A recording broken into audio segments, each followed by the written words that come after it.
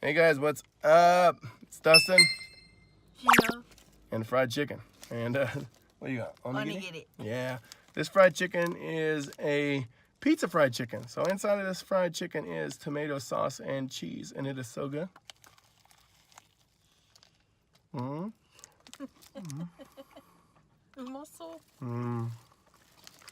Mmm. There's a sauce. Mmm. Yeah, there's pizza sauce inside. Ui, muscle. Really good. What did you get? Sea chicken mayonnaise. Sea chicken with tuna. Tuna mayo. Tuna mayo. Onigiri. Yes. Yes. Yeah. Shino's got that big old shoe cream. Yeah. Eat it, eat it. Eat it. Cream. No! Did you drop the cream? Oh. I got too excited. Me, I just got something simple. I'm not trying to make a mess all over myself. Although I did accidentally touch up here. Right here. It looks like somebody put a little poop up there, but it was just some chocolate from this mint choco ice cream bar. So looks pretty good. What are we doing today? We are going to Costco! And unfortunately, that was it for the Costco video. I did want to show you guys a lot more, but it's a holiday weekend and that place was so busy. The only thing I could get was like one shot of a tent, and that thing was like so hard to get. I was finally like, you know what? We just got to shop, and I'm sorry. I'll go back on another day whenever it's not so busy, and I will show you guys Costco Japan. The main reason I went was so that I could get this Rain-X car cover. And this one is an XL. And if you look on the size chart, ooh, we're about ready to lose it. If you look on the size chart here for all the Japanese cars and stuff, it does say that the Silvia, they don't have a 180SX listed, but I'm assuming that the Silvia is going to be about the same size. But the Skyline and the Silvia, all of that runs a large. But I do have a plan possibly to get a roof rack for Project 180 to haul some tires and stuff around. So I decided to go one larger with the extra large, because if it's too large, you know, I could just ratchet it down a little bit tighter. But if it is not large enough, that's going to leave the car not covered. I picked that guy up for 3,000 yen, so a little bit less than 30 bucks. I thought it was a really good deal. It is an outdoor car cover, so it is going to stand up to all that. But what you probably clicked on this video for today is we are making a 180SX seat into a garage seating apparatus. Now this is not going to be a perfect DIY. This is not going to be fit and finished. I am using scrap lumber that I have laying around, and we're going to go with a get it close mentality, because as many of you with S chassis know, the mounting points for the seat are really odd, and there are a lot of weird angles on those mounts, so we are not going to try to perfectly match this up with everything. We are going to try to get it even, and we are going to get it steady enough so I don't fall off when I'm sitting in it. A lot of wood is actually put together as spacers and scraps, and I was kind of like, does this fit? Yeah, it fits. Let's use it. And that's kind of going to be how we go about this. I have some wood marked already, and I've already kind of fitted it up and kind of pre-tested everything. So we're just going to get straight into the cutting, and we're going to try to get this thing put together in a timely fashion.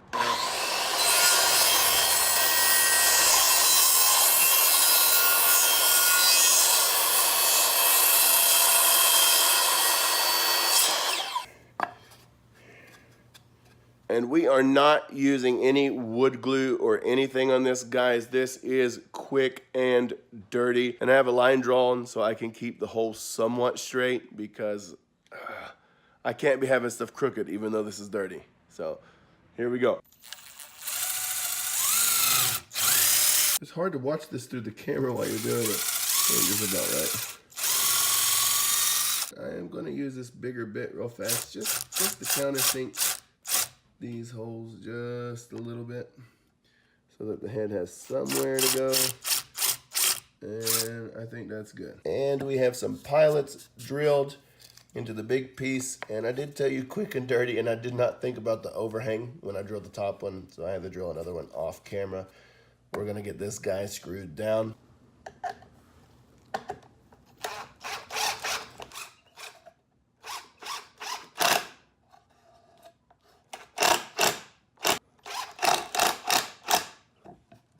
And I have cut 2 pieces for the back down to 50 centimeters each. I am going to put the measurements for everything on our blog, which is www.excitevideomagazine.com. I'm going to write a more detailed, I don't want to say how to, but I'll post the dimensions and I'll give you some tips and advice on how you can do something on your own if you want to do this in your own garage. And while I was at it, oh, there's my wife right back there. While I was at it, I cut a few more pieces. Actually, I cut all of the pieces except for the sides. And I am going to briefly show you some rough measurements. And like I said, I will describe all this better on the blog. Okay, for this little piece right here, we are sitting right about 11 centimeters. And if you look over here, this one is also 11 centimeters. These 2 pieces, like I said, they're 50 centimeters each. And I went ahead and cut this front. It's not really a 4x4. It is a 85. They're going to call this a 90 by 90 in Japan, but it's actually 80, closer to 85. That's because of the rough cut dimensions and all that crap. So this is also 50 centimeters from here all the way to over here. 11 centimeters, 50, and 50.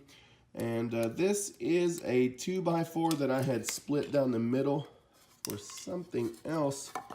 So I don't exactly know the dimensions. Man, I'm not gonna. It is so hard to do everything while you're looking down at a camera. Like, look at this. What is going on here?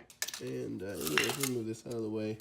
And after I cut everything, this ended up being, looks like right around 5.5 centimeters. So that's a custom. It just turned out that this worked perfectly for what I was doing, and that was a pure stroke of luck. And I have some 90 millimeter screws, and I'm going to use 2, and I'll show you down here how everything's going to go. Okay, so we're going to have these 3 together here, and these 2 are together here. And if you can see, let's move this out of the way. Let's look. And I think 90 will be okay. Probably 120 would have been a lot better, but I'm out of 120 screws. So I'm going to put one here, and then I'm going to run one through the back side of this. And I might try to countersink the holes a little bit so that I can get some more penetration.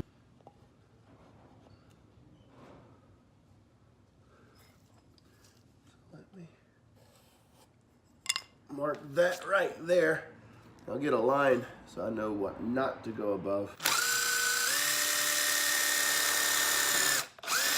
And I am going to countersink this hole quite a bit to get some penetration. That's what she said.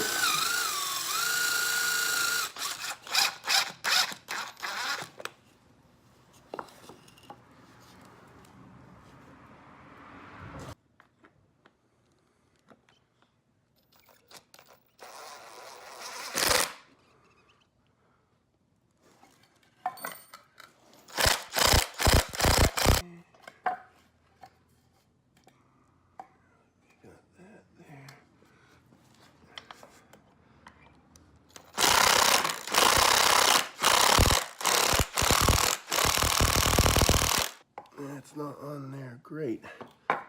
But it is on there, and that's why we're gonna come back from the opposite side to use for this. Let's put it right about there.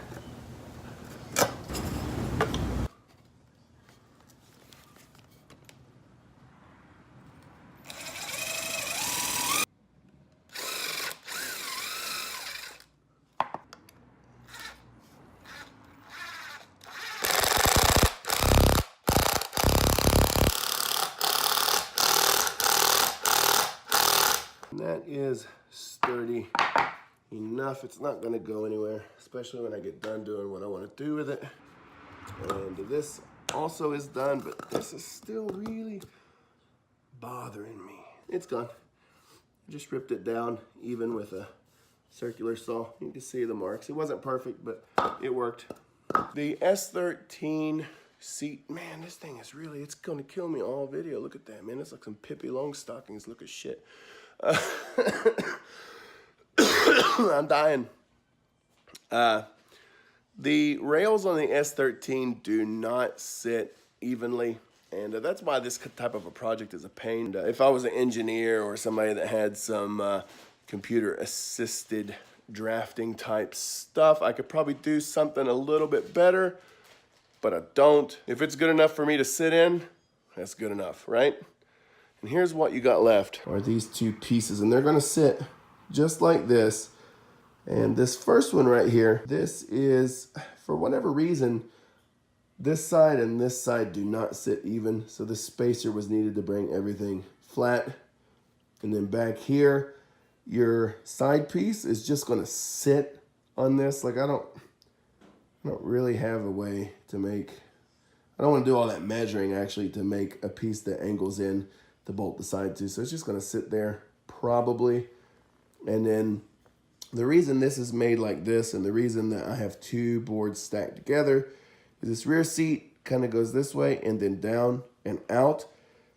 And this 2x4 that's standing up and this weird cut board, that makes a good angle for that. And I needed a second board on the back just to have enough wood for me to be able to put a bolt or something into. So that's how this is gonna ride. And we're gonna get this figured out. And I'm thinking I'll make two boards that go this way just to keep everything sturdy. I'm not gonna use thick wood. I'm probably gonna use like some thin wood, kind of like this standing on its side. I don't know. I'll have to see what I have out there. Actually, I do have some 1x4 right there. I think that 1x4 is gonna work out pretty good.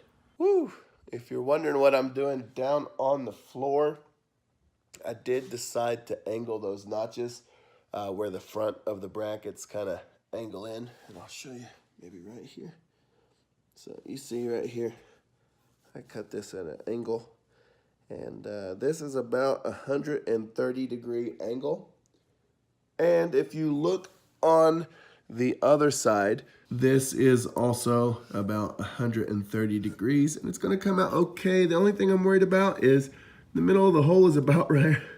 Both these boards are, so I'm worried it might not actually be able to hold here, but it's gonna be okay. And now I'm gonna measure to put the side straps on, and let's get this thing finished. All right, and we did skip quite a bit ahead. I didn't have time, nor did I have a good vantage point to film everything, but I'll tell you what I did. I made two side straps that came out to 47.5 centimeters each. Once again, all of these measurements are gonna be on the blog. So that article should be up right now when this video is up. Go check that out. Let's just take a look at this and I'll explain it while I do. On the, what would be the driver's side of this, the side with the reclining handle, there were kind of three boards sandwiched together on one end and then the 4x4 on the front. So I have a total of 6 screws in that holding this side strap in, 2 on the taller 2x4 and 1 each on the 2x3s or that weird size that I had cut. And then on the front in kind of a diagonal pattern, I have 2 more screws. I used 54mm screws on this, and they are deck screws, so it's gonna hold the wood together pretty good. And the reason I did that diagonal pattern up front is I'm thinking I could probably run like a carriage bolt down this way. And then on the opposite side, on the back, there are only 2 boards, so I only have 2 screws in there. I have 1 on each board. And also on the front, I followed the diagonal pattern again for the exact same reason. Let's run down to the hardware store and let's get some bolts to bolt this guy in. And I ended up getting 2 M9, it's not gonna show, there we go, 2 M9 by 50s. And shoot, guys, I'm sorry. Here we go, I got two of them, and that's what's gonna hold the front down. And then for the back, I don't know why, but I like to try different stuff. So I got this bolted plate, and if you can see, it takes 4 screws, and then there is a hole in the middle, and this is for an M10. And I did get two 20mm M10s, and honestly, that's probably why I went with this, is because that backboard is really shallow, and everything was at least 50mm, and that's a little bit too steep for that board. So we're gonna try that. Let's get back to the house. I'm gonna show you how this frame looks, where I cut everything out and all that stuff. Now, if you look right here, I did take the notches down. It was 130 degrees on each notch, and that's gonna give you the angle so that your front bolt holes, you can actually bolt them down into the wood.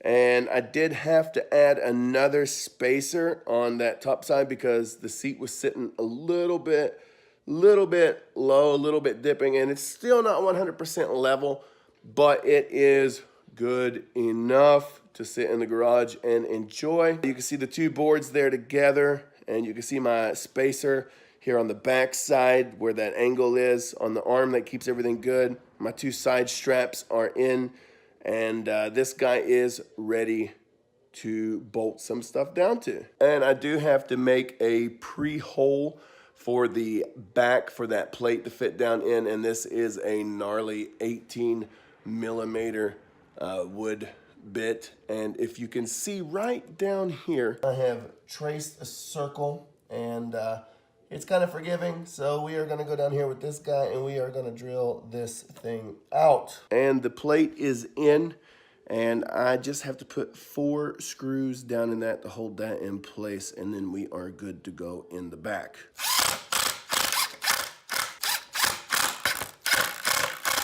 That's solid.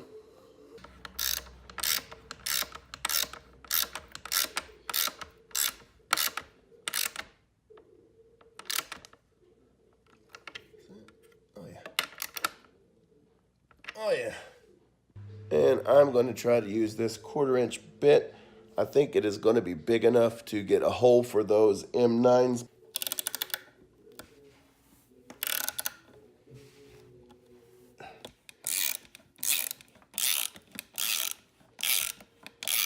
Because I had to put that extra wood spacer there, there is a big gap between the rail and the wood. So I tightened that one down just enough to keep some tension on it. That way when I move the chair, you know, it all comes together as one piece. But I want to tighten it down too much, because then I'm going to be putting too much pressure on that rail, and it's going to distort it, and we don't want to do that. We just want to keep this guy mated to the frame. And that is done, and I think we are done with this chair. Now all that's left is we gotta sit our butts down in this thing and try it out, and that's what I'm gonna do right now. Oh, dude, it's not bad at all. I mean, I'm so fat you can't see the chair behind me, but this is awesome. I have my own 180SX garage seat. Dude, I've been wanting this thing for a while, and I just didn't know how to go about it. And I really wanted to make a good one, but, you know, now that time was kind of, you know, a factor, and I was like, you know what, let's just do it. I just threw everything together, and it did end up coming out. And, you know, I'm not going to complain. Like, this is pretty awesome, dude. I've been wanting this thing for a while. I'm sorry I keep rubbing my nose, but something's itching, man. I don't know. Probably because I've been working with all this wood dust and everything. But it's ready. Now, one thing I would do is, like, you know, I have one seat out because I have a race seat, so my other factory seat is still in the car. But if I was going to build 2 of these guys, and I was going to build another one, like, say, like right here, probably instead of this 1x4 right here, I would probably use a 2x4 there, or maybe even a 4x4 on each of the seats. And if you put 2 4x4s and that gives you 8 inches, that's going to give you a little bit more space between the seats, because if I bolted another seat right up to this guy the way it is right now, I think we're going to be rubbing elbows with the person next to us. After you make each frame individually and make everything match, probably what I would do is just drill a big hole between both of them, and then just use a really big lag bolt, like 2 big lag bolts to connect it. And then technically, if you made every chair like that, you could put 3 or 4, or how many ever you got at your shop, together. Yeah. Yeah, now it sucks because I know in America you all didn't get the ones that said 180SX on the back like they did in the Cokies over here. But, I mean, it is what it is. It would still be cool to see a bunch of S13 seats bolted together to make a huge couch. That is it for this video. I hope you enjoyed it. I know that it is not high quality craftsmanship on this chair, but it does serve a purpose. It was quick and dirty. Quick might be subjective if you ask my wife. I think we're running out of time, and that's why this video has to come to an end. If you did enjoy this video, guys, I have all kinds of content from Japan. Check it out. If you like this video, give me a like, and a share would help out a lot to make this channel grow a little bit bigger so I can get some more views. But if for some reason you have not subscribed yet and you are interested in seeing more videos from this channel, I would invite you to go ahead and do that. Subscribing always has been and always will be for you. It's just so you can see the latest videos from Japan. I will see you guys in the next one. Peace.